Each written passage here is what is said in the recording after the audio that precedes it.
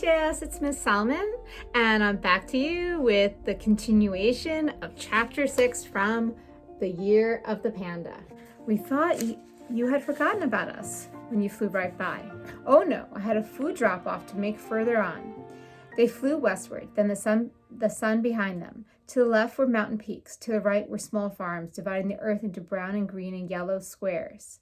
Lu Yi could see people below, doing all their everyday things. It all looked comfortable and familiar. Lu Yi told Hu Shang about how he had found the orphan Zhao Mao and its dead mother.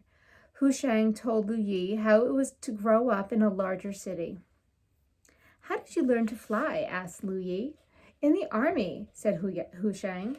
The slight humming of the motor had lulled the baby Zhao Mao to sleep. It was not until Lu Yi took out some food for the cub, smelling it, it woke up. Lu Yi gave him some goat milk from a jug, spilling out about half of it. "It's easier," he said, getting it right from the goat. He then gave Sulin some mashed yam from his fingers. The cub licked it off, gave a small burp, and then put his head down and slept. "Oh," Lu Yi sighed. Hu Shang turned to him. "Airsick?" Lu Yi shook his head. "No." He stroked the small black and white fur ball in his lap. "Just thinking. What will he think when I leave him alone?" "He won't be alone. What I mean is, I'll miss him." "You know, you could not have kept him for long." Lu Yi nodded. Of course he knew that. But what you know in your brain and what you feel in your heart can be two very different things. Boy, does that make sense. So what you know makes sense doesn't always jive with what you're feeling in your heart. "Here we are," said Hu Shang. After a while, he too had been quiet, occupied with his own thoughts. He pointed. Lu Yi peered down. He saw a group of small buildings surrounded by forest. For a moment, the copter hung suspended in the sky. Then, almost magically, they drifted downward. They landed, bouncing down gently onto the small clearing. A man wearing a turban ran out to greet them. "Welcome," he smiled at Lu Yi. Then he looked at Su Lin. "That's my tea." "Well, I guess this is our new guest." He turned to Hu Shang. "You, my friend, have another flight." "Today?" "Yes." They walked toward a small brick building. The man wearing a turban, whose name was Zilin, had flung his arm around Hu Shang's shoulder and began talking nonstop. "In Zhengfu," he explained, 3 farmers carried down a Zhao Mao from an upper slopes. It seemed to them quite ill.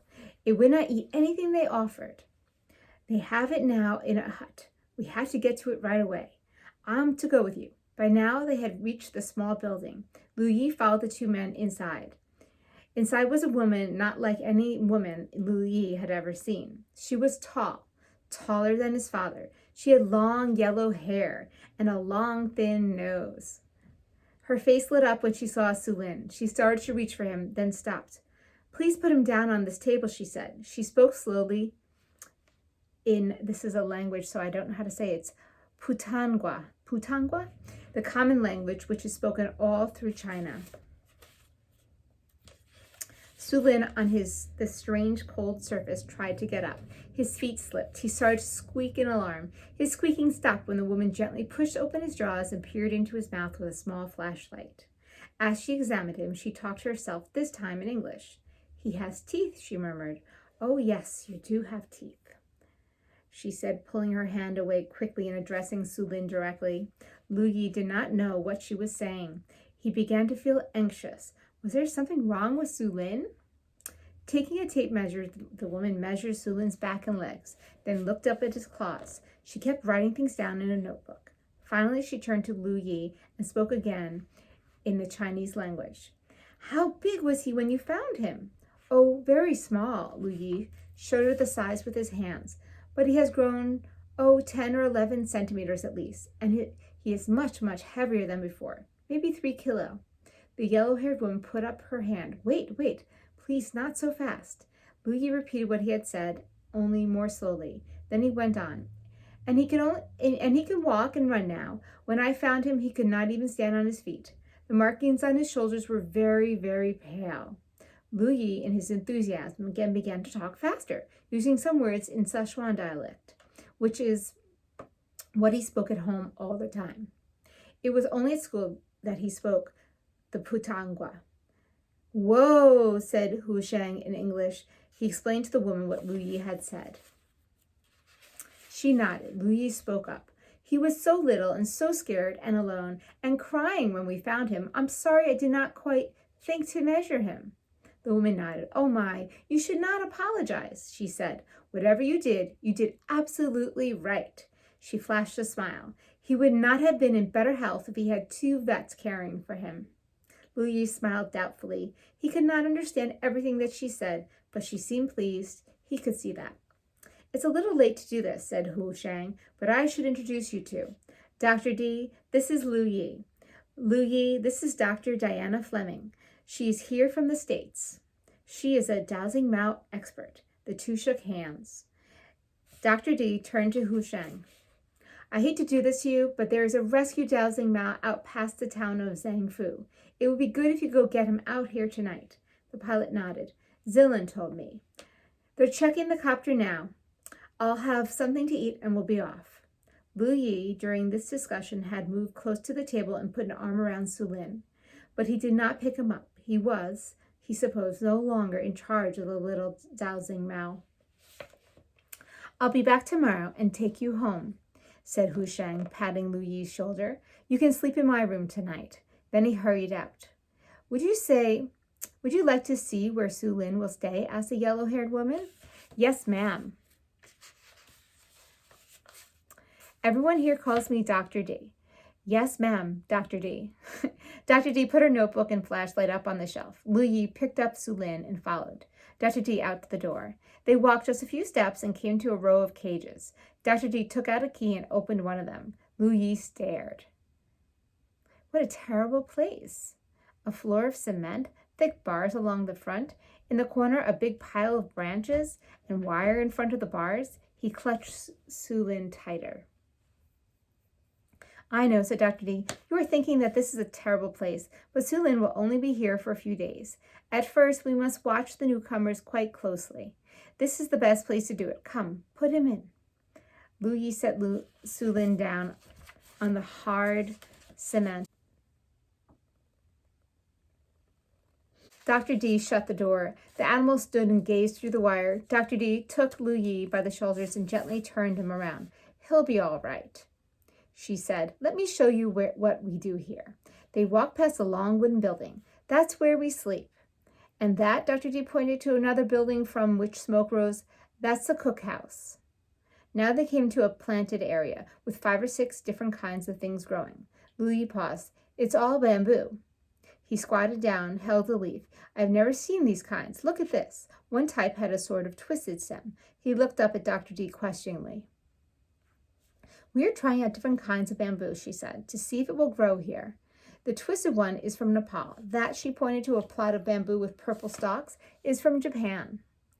She pointed to some pale green bamboo with as slim as a pencil stalk.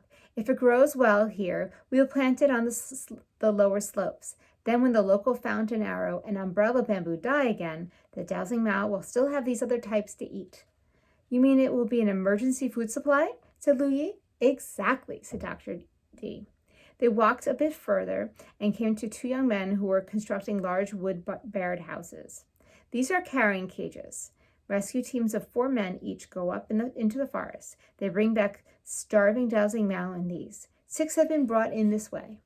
Believe me, said one of them, they are not easy to carry. I can imagine, agreed Dr. D. She and Lu Yi walked on. We have 17 dowsing Mao here. Where are they? Right here. They had come to a high wire fence. Behind it was untouched land. It sloped sharply upward. There were rocks, ledges, some tall trees. High in one tree, a dowsing Mao was sitting on a branch, looking down at them. The wild area, Lu Yi saw, was divided into separate large spaces divided by wire fences. Close to a rock he saw was a large dowsing Mao sleeping flat out on its back, snoring gently. That's Ling Ling, said Dr. D.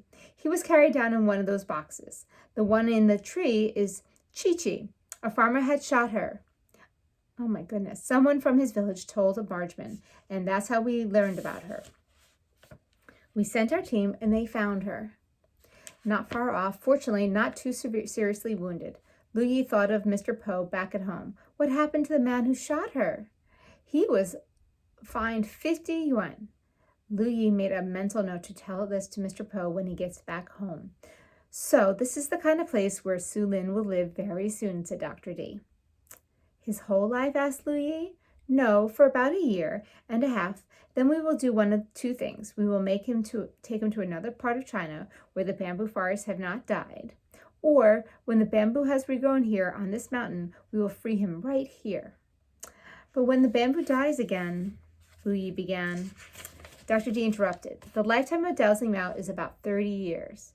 The bamboo up here dies only every 60 years or so, so it will not happen again during Su Lin's lifetime. But the dowsing Mao living then, said Lu Yi, the same thing will happen. They will have to be rescued, or most of them will starve to death. Unless, Dr. D hesitated, Lu Yi waited, unless a different kind of bamboo can be planted on the lower slopes. Lu Yi knew why she had hesitated. Where there are farms now, he added. Where I live. That's right. That's why they want us to move. No one knew about the dowsing Mao problem back then, when your family settled there, answered Dr. D. A loud gong rang out. Dinner time, said Dr. D. They headed for the cookhouse. On the way, they passed Su Lin's cage. The little dowsing Mao was no longer standing at the bars, looking forlorn. Instead, he was stretched out on the pile of branches, fast asleep. Several men were sitting at a long table in the cookhouse. Dr. D introduced Lu Yi. They nodded and smiled. You've brought us a baby dowsing Mao, said one named Wo Ping. A healthy one? Asked another. Dr. D beamed. He took wonderful care of the animal. The cook brought in bowls of vegetables, pork, and rice. Suddenly, Lu Yi realized how hungry he was. That night, Lu Yi slept on a mat in Hu Shang's room. He was awakened after a while by a humming sound. He leaned on one elbow and listened. It was the copter. It must be Hu Shang.